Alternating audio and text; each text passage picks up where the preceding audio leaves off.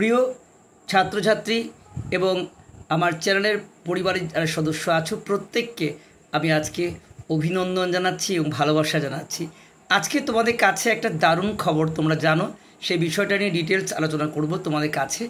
রাজ্য সরকারের দেখো শিক্ষাশ্রী প্রকল্পে প্রতি বছর 800 টাকা, এটা তোমাদের কাছে নিশ্চয়ই একটা ভালো সুসংবাদ।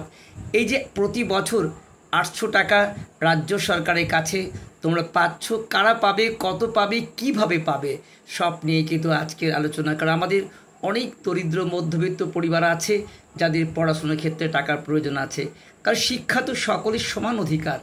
তাই আমাদের এই অভাবী ছাত্রছাত্রীদের কথা ভেবে আমাদের মাননীয় মুখ্যমন্ত্রী মমতা বন্দ্যোপাধ্যায় ছেলেমেয়েদের জন্য শিক্ষাশ্রী প্রকল্প চালু করেছেন। তোমাদের কাছে কিন্তু এটা অত্যন্ত একটা সুসংবাদ। আজকে আমরা তোমাদের এখানে জানাবো যে শিক্ষাশ্রী প্রকল্প কি, শিক্ষাশ্রী প্রকল্পে বৃত্তির পরিমাণ কত, শিক্ষাশ্রী প্রকল্পে আবেদনে কি কি যোগ্যতা লাগবে, শিক্ষাশ্রী প্রকল্পে তোমাদের প্রয়োজন কী কী ডকুমেন্টস লাগবে, শিক্ষাশ্রী প্রকল্পে তোমাদের আবেদনের পদ্ধতি কি, এই সমস্ত বিষয় নিয়ে আলোচনা হবে। তো তোমাদের প্রথমেই বললাম, রাজ্য সরকারের অনগ্রসর শ্রেণী কল্যাণ এবং আদিবাসী উন্নয়ন বিভাগের তরফ থেকে স্কুল ছাত্রছাত্রীদের খাতা কলম কেনার জন্য পঞ্চম থেকে অষ্টম শ্রেণীর প্রতি বছর 800 টাকা করে দেওয়া হবে। এই প্রকল্প মাননীয় মুখ্যমন্ত্রী মমতা বন্দ্যোপাধ্যায় অবশ্য 2004 সালে চালু করেছিলেন দরিদ্র ছাত্রছাত্রীর কথা ভেবেই, কিন্তু আজকে 2024 সাল, 10 বছর পরেও একইভাবে বহাল আছে তোমাদের কাছে। তো বিষয়টা তোমাদের এখনও যারা এই বিষয়টি সম্পর্কে সচেতন নও তাদের প্রত্যেককে জেনে নেওয়া প্রয়োজন আছে যে তাদের এটা কাদের জন্য। তারা এই পুরো বিষয়টি জানার জন্য একটি বলবো কথা, তোমরা যারা আমার পরিবারের সদস্য আছো মোস্ট ওয়েলকাম। এখনও যদি কেউ সদস্য না হয়ে থাকো বলবো চ্যানেলটিকে সাবস্ক্রাইব করো, লাইক করো এবং বেল আইকন অল টিক করতে একদম ভুলে যাবে না। আর যারা এখনও তোমাদের কাছে প্রিয় বন্ধু ও বান্ধবী বা তোমার ভাই বোনেরা যারা এখনও এই খবরটা পায়নি তাদেরকে তোমাদের কিন্তু এটা অবশ্যই শেয়ার করে দিও। আমি তোমাদের শিক্ষা থেকে তোমাদের স্কলারশিপ টাকা সমস্ত এই চ্যানেল থেকে তোমাদের অবশ্যই শেয়ার করা হয়। তো নিয়মিতভাবে আমি জানি অনেক ভালোবাসার ছাত্রছাত্রী আছে তোমাদের আমাদের কাছে নিয়মিত দেখে, আর তোমাদের সেইটা ভেবেই আমি কিন্তু আজকে এটা নিয়ে ডিটেলস আলোচনা করছি। তাহলে আমরা প্রথমেই জানিয়ে দিলাম যে এটা কাদের জন্য। এটা যে রাজ্যের পঞ্চম থেকে অষ্টম শ্রেণীর SC ST যারা ছাত্রছাত্রী আছো তাদের জন্য প্রত্যেক বছর এটা 800 টাকা করে তোমরা পাবে। তো যাই হোক, এই শিক্ষাশ্রী প্রকল্পে আবেদনের জন্য কী কী যোগ্যতা প্রয়োজন আমরা প্রথমেই আলোচনা করে নিই। আবেদনকারীকে অবশ্যই তোমাদের দেখব যে পশ্চিমবঙ্গের স্থায়ী বাসিন্দা হতে হবে। তাহলে কি বললাম, পশ্চিমবঙ্গের স্থায়ী বাসিন্দা হতে হবে প্রথম শর্ত, এবং সরকারি বা সরকার স্বীকৃত বিদ্যালয়ে পাঠরত হতে হবে। কোন পাঠরত না, পঞ্চম থেকে অষ্টম শ্রেণীর পর্যন্ত শিক্ষার্থীরা এই প্রকল্পের যোগ্য। এই প্রকল্পের জন্য শুধুমাত্র তপশিলি জাতি উপজাতি অর্থাৎ SC ST সম্প্রদায়ের ছাত্রছাত্রীরাই একমাত্র আবেদন করতে পারে। এবার আলোচনা করা যাক যে এই আবেদন করার জন্য কি কি ডকুমেন্টস তোমাদের লাগবে। দেখো, প্রথমেই তোমাদের জানাই যে এর জন্য তোমাদের আবেদনকারীর আধার কার্ড তোমাদের লাগবে। তাহলে তোমাদের কি কি লাগছে দেখে নাও। আবেদনকারীর আধার কার্ড, আবেদনকারীর কাস্ট সার্টিফিকেট তোমাদের লাগবে, যে তুমি SC না ST প্রমাণপত্র দিতে হবে। আবেদনকারী নিজের ব্যাংক অ্যাকাউন্ট অবশ্যই লাগবে। পারিবারিক বার্ষিক ইনকাম সার্টিফিকেট তোমরা নিশ্চয়ই সংগ্রহ করেছো, যদি সংগ্রহ না করে থাকো তাহলে অবশ্যই তোমরা এটা সংগ্রহ করে জমা দেবে, তোমাদের এটা খুব প্রয়োজন আছে। পাসপোর্ট সাইজের রঙিন ফটোগ্রাফ কিন্তু তোমরা দেবে, যেন রঙিন হয় আর পাসপোর্ট সাইজে হতে হবে। আর তোমাদের বৈধ ইমেল নাম্বার এবং মোবাইল নাম্বার, অবশ্যই মোবাইল নাম্বার এবং ইমেল নাম্বার দুটোই দিতে হবে তোমাদের কাছে। তাহলে কি কি বললাম, তোমাদের যিনি যে আবেদন করবে তার আধার কার্ড, তার কাস্ট সার্টিফিকেট, তার নিজের ব্যাংকের অ্যাকাউন্ট, পারিবারিক বার্ষিক ইনকাম সার্টিফিকেট, পাসপোর্ট সাইজের রঙিন ফটো, একটি বৈধ মোবাইল নাম্বার যেটি থাকে তোমার, এবং একটি অবশ্যই বৈধ ইমেল ID নাম্বার তোমাকে দিতে হবে। তো এই শিক্ষাশ্রী প্রকল্পে ছাত্রছাত্রীরা সরাসরিভাবে অফলাইন থেকেও করতে পারবে। এই জন্য ছাত্রছাত্রীদের অবশ্যই শিক্ষাশ্রী প্রকল্পের ফর্ম সংগ্রহ করতে হবে। নিশ্চয়ই বুঝতে পারছো, বিদ্যালয়ে যোগাযোগ করলে তোমরা নিশ্চয়ই পাবে। প্রত্যেক বিদ্যালয়ে দায়িত্বপ্রাপ্ত শিক্ষক আছেন, তারা এই কাজটি সুসম্পন্ন করছেন। তাই বিদ্যালয়ে তোমরা খোঁজখবর নাও, কে দায়িত্বে আছেন তার কাছে অবশ্যই যাবে, সেখানে গিয়ে ফর্মটি সংগ্রহ করবে, ফর্মটি সঠিক পূরণ করবে এবং প্রয়োজনীয় ডকুমেন্টস তোমার স্কুলে জমা করতে হবে। এরপর স্কুল কর্তৃপক্ষের রায় ছাত্রছাত্রী শিক্ষাশ্রী প্রকল্পের আবেদন করে দেবে। অর্থাৎ অবশ্যই বিদ্যালয়ে তোমাদের কাছে তো এইটার ফর্ম দুটোই পাওয়া যায়। আবেদনের ফর্ম তুমি যদি বলে বাংলায় করবো তাও পাবে, আমি তোমাদের বাংলাটাই খুলে দেখাচ্ছি। তো তোমরা প্রথমে ডাউনলোড করে নিতে পারো, বাংলাতেই তোমাদের ফার্স্ট দেখিয়ে দিচ্ছি। দেখো একটি ইন্টারফেস পেজ হচ্ছে, এ দেখো তোমাদের কাছে এই ফর্মটি পাবে।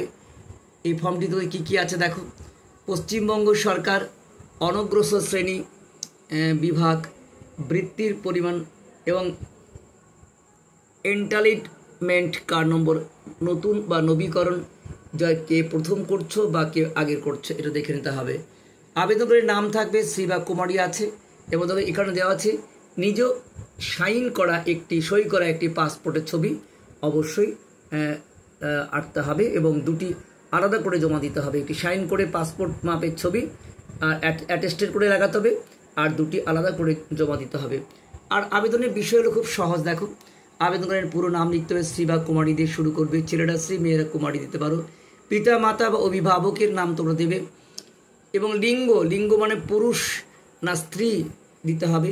জন্ম তারিখ তোমাদের অবশ্যই দিতে হবে। ফোন নাম্বার যেটা থাকবে সেই ফোন নাম্বার দেবে। 6 নম্বরের কয়া দেখো তপশিলি জাতি উপজাতি জানাতে হবে, আর তপশিলি জাতি না আদিবাসী নাকি উপজাতি কোনটা তোমাকে জানাতে হবে। স্থায়ী বাড়ির ঠিকানা, বাড়ির নম্বর, গ্রাম, পাড়া, রাস্তা, পোস্ট অফিস, ঠিক আছে, তোমার থানা, জেলা, রাজ্য, এই সবগুলো তোমাকে জানাতে হবে। নাম্বার 8, পিতা মাতা বা অভিভাবক যিনি আবেদনকারীর পড়াশোনায় আর্থিক দায়িত্ব নিয়েছেন তার নাম, তার পেশা, চাকুরিরত হলে বেতনের শংসাপত্র দিতে হবে এবং ঠিকানা দিতে হবে এবং ব্যাংক সম্বন্ধীয় তথ্য দিতে হবে।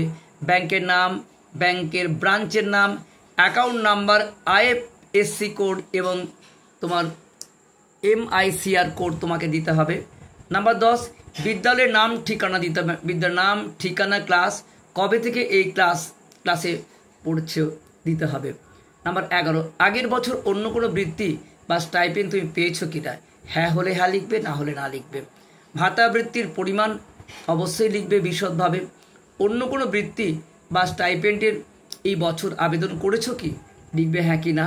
সময়সূত্র থেকে মোট বার্ষিক আয়, সমস্ত সূত্র থেকে বার্ষিক আয় তোমার লিখতে হবে, অর্থাৎ টোটাল বার্ষিক ইনকাম দিতে হবে।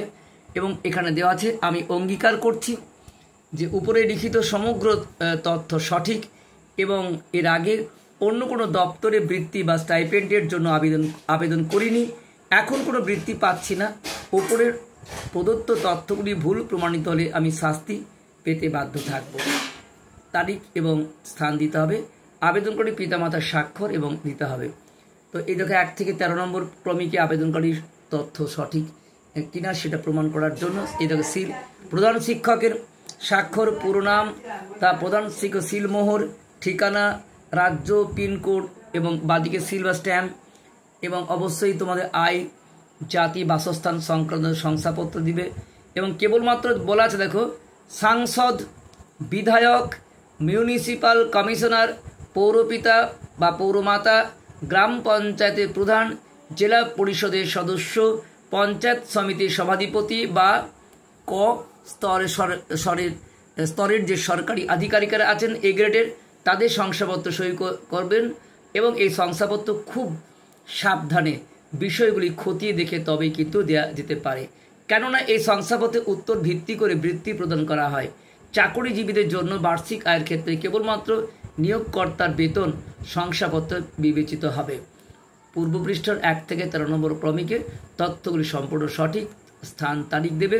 পুরো নাম, তোমাদের পদ নাম, ঠিকানা, যিনি সার্টিফিকেট দেবেন, পিনকোড তাহলে কীভাবে দেবে বলা আছে এবং পরবর্তীকালে যে জাতিগত শংসাপত্র প্রদানের ক্ষেত্রে এই বৃত্তি চূড়ান্ত হিসেবে গণ্য হবে না। কিন্তু এই আবেদনপত্র ব্লক বা জেলার অনগ্রসর শ্রেণী কল্যাণের যে পিও অফিস, সিও অফিসের এবং দপ্তরের ওয়েবসাইট www দেখো দেওয়া আছে এখানে অনগ্রসরকল্যাণ.gov.in বা www.bcwdwb.gov.in তে পাওয়া যাবে। এই দুটো কিন্তু ওয়েবসাইটে তোমাদের পাওয়া যাবে। তো আর আবেদনকারী যে প্রতিলিপির এটি গ্রাহ্য হবে। এই বৃত্তি কাগজপত্রে প্রত্যায়িত নকল জমা দিতে হবে মূল কাগজপত্রের সঙ্গে মিলিয়ে, তবে কিন্তু তোমাদের নেবার সময় কিন্তু কেবল চাওয়া হবে। নাম্বার 3, বৃত্তি কেবলমাত্র ব্যাংক অ্যাকাউন্টের মধ্যে দেওয়া যাবে। আবেদনকারী আবেদনপত্রে পুরোপুরি ভর্তি করতে হবে, কোনো জায়গা ছেড়ে যা চলবে না। তাহলে তোমাদের পুরোপুরিভাবে আমি দেখিয়ে দিলাম, তাই না, যে কিভাবে তোমরা এই শিক্ষাশ্রী প্রকল্পে বছরে 800 টাকা পাবে, কিভাবে আবেদন করবে, কারা আবেদন করবে, কি কি যোগ্যতা প্রয়োজন, সব কিছু তোমাদের দেখিয়ে দিলাম। আর আমি জানি আজকের অনেক মধ্যবিত্ত, নিম্ন মধ্যবিত্ত, দুস্থ পরিবার আছে যাদের পড়াশোনার ক্ষেত্রে পেন, খাতা, বই, টিউশন এসবের জন্য অনেক অর্থের প্রয়োজন আছে।